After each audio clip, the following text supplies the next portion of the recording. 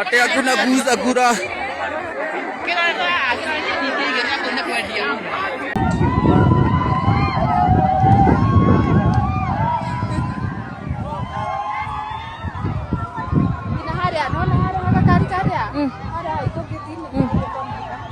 Matingeti kodo.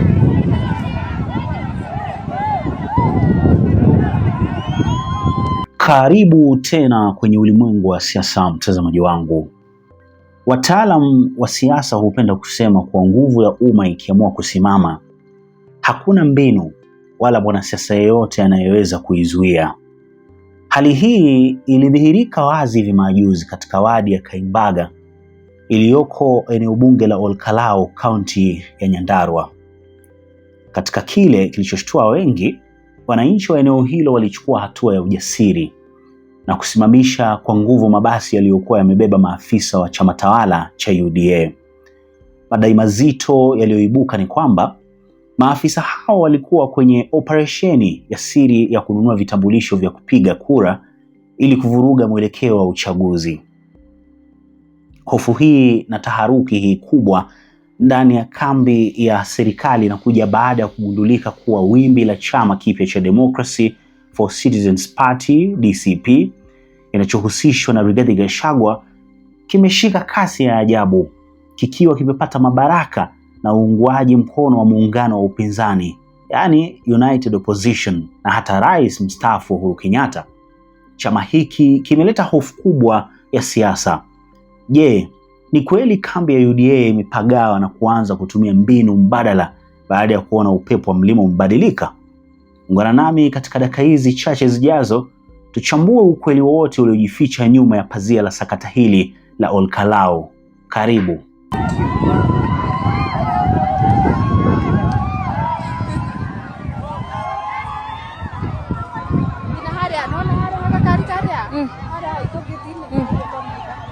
Matingeti kodo.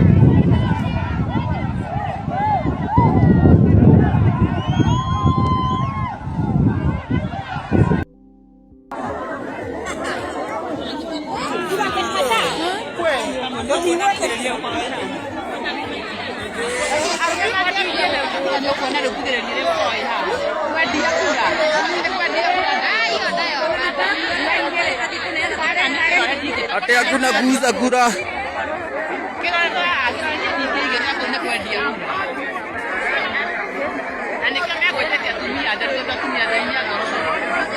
Ni niguo muke muhi riu mwe ibande mugo tumurerwo mutumuri twarite namba ya gibande atware ko namba ya gibande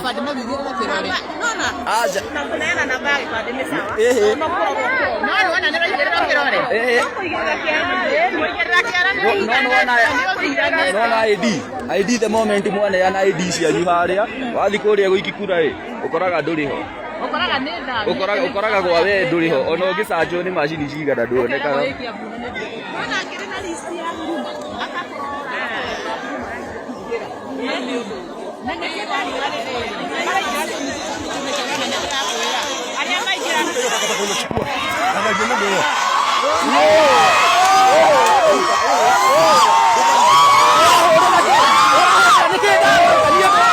Mtazamaji wangu, nataka ninyooshe maelezo kuhusu taharuki ya Kaimbaga Ward na mabasi ya UDA. Tukio la Kaimbaga Ward halikuwa la kawaida na limeacha maswali mengi sana katika ulingo wa siasa. Mashuhuda wanasema kwamba wananchi walishtukia tu mienendo isiyo ya kawaida ya baadhi ya magari na mabasi yaliyokuwa yamebeba wageni wanaodaiwa kuwa maafisa na mawakala wa chama tawala UDA. Katika hali ya kulinda haki yao ya kidemokrasia, vijana kwa wazee walijitokeza na kuyazingira mabasi hayo. Madai yaliyoko chini ya carpet ni kwamba kulikuwa na mpango wa kununua vitambulisho vya wapiga kura, hasa katika maeneo yanayoonekana kuwa ngome imara ya wapinzani wao. Katika siasa, na sote tunajua, mbinu ya kununua vitambulisho hutumiwa mara nyingi kupunguza idadi ya wapiga kura wa mpinzani wako siku ya uchaguzi. Na kitendo cha wananchi wa Kaimbaga kusimama kidete na kuzuia msafara huo kinaonyesha jambo moja kubwa sana. macho ya wapiga kura wa Mlima Kenya yamefumbuka na hawako tayari kuruhusu mchezo wote ule unaoweza kuingililia maamuzi yao. Mimi jana niliambiwa kwamba Kasongo alibeba watu kutoka Nakuru, kutoka Bomet, ati wakuje hapa wajifanye watu wa Olkalau. Ati anasema nyinyi watu wa Olkalau, ati anaenda kufanya ile kitu alifanya kule Mbeere. Mutakubali kweli? Tunataka tumwambie Olkalau Olkalau sio.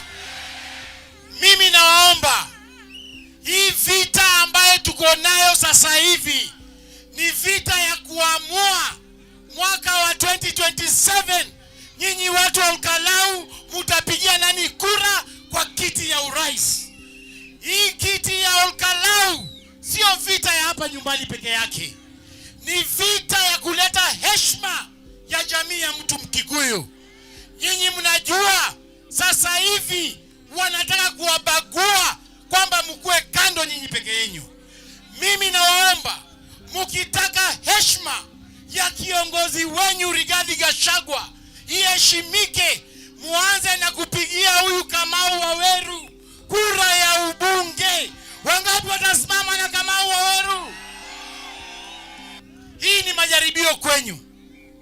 Mimi natoka Kakamega kule Western Region. Kumekuwa na by election kule Kisa East Kakamega. Mimi Mluya nimeshinda kiti kule Kakamega na chama cha DCP. Itakuwa aibu kubwa kama nyinyi watu wa Olkalau hapa mutaangusha chama yenu ya nyumbani. Mimi naomba tafadhali, wangapi wamesema kwamba wanaenda kuhakikisha wamechunga kura ya Ngodho? Wangapi wamesema watachunga? Nina uhakika wanajeshi wa William Samoei Ruto kule Olkalau hawaamini kinachoendelea. Hebu tugusie kidogo tu kushamiri kwa chama cha DCP, chama chake Rigathi Gachagua, na matokeo ya mchujo. Kwa nini kambi ya UDA ionekane kuwa na wasiwasi mkubwa kiasi hiki katika eneo bunge la Olkalau? Jibu liko wazi. Wakati wa chaguzi za mchujo au nominations kwa Kiingereza, chama cha DCP kinachounga mkono msimamo wa Rigathi Gachagua kilionyesha ubabe mkubwa wa kisiasa. Idadi ya wapiga kura waliojitokeza kushiriki katika mchujo wa DCP ilikuwa kubwa sana ikilinganishwa na idadi ndogo ya watu waliojitokeza upande wa chama tawala cha UDA. Hali hii ya mchujo ilituma ujumbe wa mapema kwamba wananchi wa Olkalau wameanza kukikumbatia chama hiki kipya kama chombo chao mbadala wa cha kisiasa, wakati kura nyingi zilipomiminika upande wa DCP. Sema wachambuzi wa mambo walitambua mara moja kwamba huu ulikuwa ni mtihani mgumu kwa serikali. Hali hii ilileta mshtuko mkubwa ndani ya kambi ya UDA, ikizingatiwa kuwa Olkalau na kaunti ya Nyandarua kwa ujumla zilihesabiwa kuwa ngome kuu ya chama tawala. Kwanza kabisa ningependa kuchukua fursa hii kushukuru the National Elections Board ya chama chetu cha DCP kwa kuandaa uchaguzi ambao ni wa usawa, uchaguzi ambao ni ule ambao unaweza kuwa audited, na pia kuweka mipangilio ya wapiga kura kupiga kura bila wasiwasi yoyote. Mimi nimekuwa kwa vyama vingi na hii ndio mara ya kwanza naona chama kinaendesha uchaguzi kuliko hata IEBC. Ukiangalia tulifanya preparation zetu mapema, tukakuwa na nominations meeting. Baada ya hiyo tuliweza kutana na all the candidates na officials wao, tukawa train kuhakikisha kwamba wameelewa zile kanuni za kupiga kura, na baadaye tukaweza kutrain all the POs and DPOs and clerks pamoja na wale observers. Na ningependa kuwashukuru sana kwa sababu hawa ni watu ambao wameelewa kazi yao. Ukiona vile wamefanya kazi yao leo, kuna utaratibu fulani ambao umekomaa kuliko utaratibu wa vyama vingi hapa Kenya. Jambo la pili, vile nimekuja hapa leo kumwakilisha party leader wangu His Excellency Rigathi Gachagua, ambaye anaamini kwamba chama cha DCP ni chama cha demokrasia. Mnaona sisi ndio chama cha kwanza kufanya uchaguzi wa wazi, uchaguzi ambao uko na watu wengi, na uchaguzi ambao tuko na uhakika unaenda kuwa mwongozo katika eneo mingi hapa Kenya. Jambo la mwisho, ningependa pia kushukuru wakazi wa Olkalau kwamba mlimsikia kiongozi wenyu Rigathi Gachagua jana. Rigathi Gachagua alikuwa amewapatia mwelekeo kwamba msijitokeze muende mupige kura kwa ile nomination ya UDA. Na mimi ningependa kuwa congratulate sababu jana nilisikia yule candidate wa UDA walipata kura 1000 sijui 100. Sasa huyo candidate nasikia angeweza pitisha kura 1000. Unajua 1000 ni 1. Sababu wanajua hao pia ni 1. So angepitisha hata 2. So tunasema tunashukuru kwa niaba ya party leader wetu Rigathi Gachagua, tunasema asante kwa kumsikia. Sababu huyo ndio kiongozi wa eneo hii ya mlima. Na akipeana mwelekeo mumwamini kwa sababu yeye ndio anajua nchi vile inakaa. So ningependa kuwashukuru, mmejitokeza kwa wingi. Jana hamkwenda kwa UDA. Leo mmekuja kwa wingi kabisa. Na mimi naona hata wamama ambao wako mjamzito wanajitokeza, wale mashosho wetu wanajitokeza, hata wale wamekunywa kitu kidogo bado wamekuja. So sisi kama chama tungependa kuhimiza watu wote ambao hawajajitokeza na wanatuona katika vyombo vya habari hapa Olkalau, mjitokeze mpige kura. Vituo za habari, vituo za kupiga kura zilifunguka at 6 am na zitafungwa at 6 pm. Tutafanya uchaguzi jinsi vile uchaguzi ule general unafanywa. Sio sisi watu wa shortcut. Jambo lingine ambalo ningependa kusema pia ni ile fairness ambayo tumeonyesha na ile procedure ambayo tumetumia. Tuliona chama cha UDA jana kilitumia digital platform, kwamba mtu anakuja na laptop ama iPad anapiga kura hapo kwa iPad. So ukipiga kura inapeperushwa inaenda State House kwanza. Sababu sasa haiko kwa debe. Lakini yetu ni kura ambayo unaona ni sanduku iko, unaweka kura yako hapo na mnahesabu vile inahesabika. So ningependa kuambia kwamba walikuwa na wasiwasi, haongeweza fanya hivyo sababu ndoo yao haingejaa na ingeonekana. Hata ile kura 1100 walipata pia waliongezea sababu waliona jioni inafika wakaongezea. So sisi tutafanya kura kwa usawa, hakuna mambo ya kujificha, na matokeo itatoka leo katika tallying center yetu. Tumeshapanga mzuri, na pia kushukuru the Kenya Police Service ambao kwa leo wamefanya kazi mzuri sana. Wametuchungia polling stations zetu ambazo mimi nimetembelea, wamechunga hizo polling stations. Na katika kila stream wameweka hapo askari wawili. Na ningependa kuchukua fursa hii kuambia Inspector General ni kama umeokoka. Sasa mambo imeenda kwenda mzuri. Ile tear gas ulitupiga, tutaanza kuangalia mambo yako mzuri. Sisi tunataka amani, tunahimiza wakazi wa Olkalau muweke amani. Msipigane wenyewe kwa wenyewe. Sisi tufanye amani, na yule ambaye atashinda sisi kama chama tutamuunga mkono, na wale ambao watashindwa tumekubaliana kwamba washikane na huyu. Tunataka kura ya hapa Olkalau ifundishe huyu Kasongo adabu. Kabisa, ndio? Tunataka tuanze kuangalia polepole wale watu 1100 walipigia UDA. Tuende tutembelea kwa manyumba, tuwageuze. Ndio? Tuwageuze akili kidogo kwa sababu walipotea kidogo njia. Tunataka Kasongo asipate kura hata moja hapa. Na hii ndio itakuwa mwanzo wa ukombozi wa mlima. Naambiwa hapa ndio Mau Mau walikuwa wanapigana. Hapa. Sasa nyinyi mnataka kuuza Mau Mau kwa Kasongo. Nini? Kwa upande mwingine, hebu tugusie muungano wa upinzani na mkono wa Uhuru Kenyatta kule Olkalau. Sema jambo linalofanya wimbi la DCP kuwa tishio kubwa zaidi ni ule muungano wa siri na wawazi unaoendelea chini ya maji. Sababu ripoti zinasema kuwa chama cha DCP hakisimami tu peke yake. Kimepata baraka kamili kutoka kwa muungano mpana wa vyama vya upinzani, yani United Opposition. Na hii ina maana kwamba wapinzani wote wameamua kuweka kando tofauti zao na kuungana mkono ili kukipa nguvu chama cha DCP dhidi ya UDA katika eneo hili. Zaidi ya hayo, uwepo wa ushawishi wa rais mstaafu Uhuru Kenyatta unatajwa kuwa na mchango mkubwa sana katika kuleta mabadiliko haya, upepo wa kisiasa kule mashinani.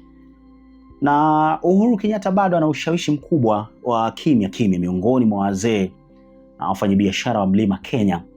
Hatua yake ya kuonekana kuunga mkono mwelekeo huu unaoongozwa na Rigathi Gachagua inatafsiriwa kama mwanzo wa kuungana au muungano upya kwa Mlima, yani ndo tunasema Mlima Unity, jambo linalofanya kambi ya serikali kukosa amani ya kisiasa. Mwajua ya kwamba kutoka nipatiane uskani wa nchi na nikapatiana kwa njia ya heshima na ya utulivu na ya amani. Kazi yangu kutoka hapo ilikuwa nianze mpango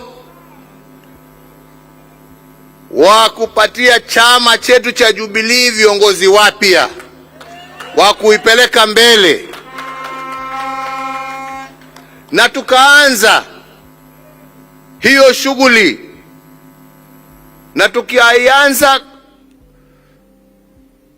kwa njia ya utaratibu ule ambao ulikuwa unatakikana kisheria, kikatiba ya taifa na kikatiba ya chama chetu. Lakini wengine wakaona hapana, hii ni nafasi yao ya kuchafua chama chetu, wakatufungia, wakatupeleka makotini. Kwa muda wa miaka mitatu tumekuwa tunang'ang'ana juu ya kitu ambacho hakuna, kwa sababu sisi tulikuwa tunasema wananchi, wanachama wapatiwe nafasi wajichagulie viongozi ambao wanataka.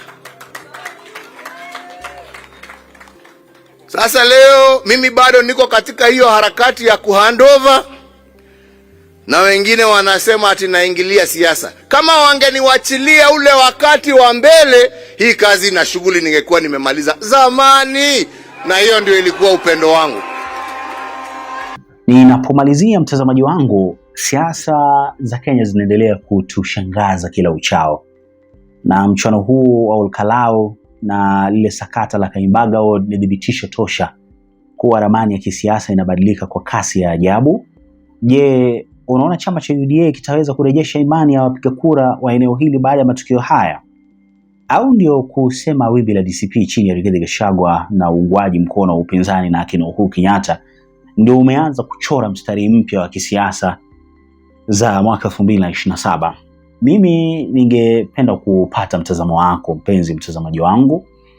Unaonaje haya matukio yanaendelea kule Olkalau? Tafadhali niandikie maoni yako hapo chini katika sehemu ya comments, na ikiwa unapenda uchambuzi wa namna hii wa kisiasa uliotulivu na wa dhati, tafadhali bonyeza alama ya subscribe sasa hivi na washe kengele ya arifa ili usipitwe na video zetu zinazokuja au zijazo. Asante sana kwa kuwa nami tangu mwanzo hadi mwisho wa simulizi hii. Tukutane katika uchambuzi ujao. Kwa heri. Na I want to tell you, si tumeshinda hiyo Malaba, si baya, tumeshinda zote. Muone Olkalau. Hata na fundi sana. Hata sasa wanasema ati anaenda leave. Unaona leave fanya nini? Siende ukalao. Simulisikia vile sema ati anaenda leave ya 45 days. Ati nani unaenda leave na wakati tunakongojea ukalao. So nyinyi watu wa Kericho, nyinyi mko na viongozi wazuri. Huyo kijana halali anaenda wapi? Moyale, anaenda Marsabit, anaenda kila mahali. Kwa nini anaenda kutafutia rais? Na hata leo aliponiambia kuja kwa hii function ya bodaboda na hospitali, mimi nilikuwa na haya, kwa sababu yeye na gavana, yeye amekuja huko kwetu zaidi ya mara 20 kuchangia wamama na vijana. So please, mimi kazi yangu ni mambo ya afya. Nimekuja na Dr. Choro